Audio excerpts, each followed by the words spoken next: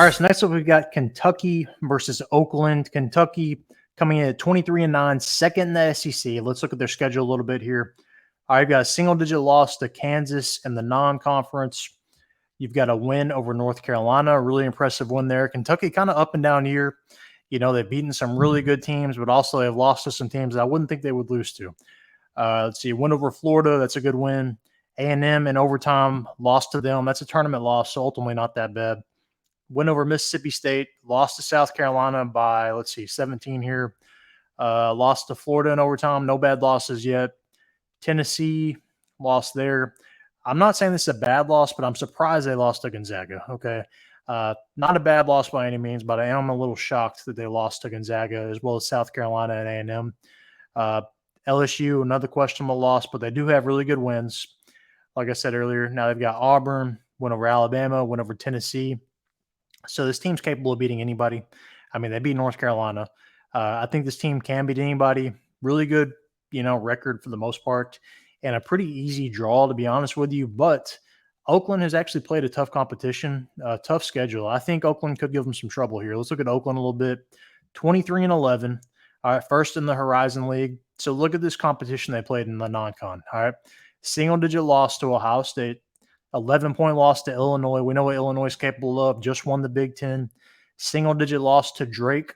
So look at that non-conference right there. Really tough schedule, and it's only going to get tougher. We're going to talk about it in a second. But nothing bad so far. Lost to Ohio State, Illinois, and Drake. I'll take that. That's not bad at all. You've got a win over Xavier. Then I'm going to skip these right here because that's not going to help prove my point. I don't know who Purdue Fort Wayne is. But anyways, all right, they play Michigan State and Dayton. My point is they've played a tough non-conference schedule, which usually helps these teams because they've seen the size they're going to see already. They've seen the speed they're going to see already, like Kentucky's going to have. And they've played with them, all right? They haven't just got blown out by these teams. We saw what they did against Drake, against Illinois, against Ohio State.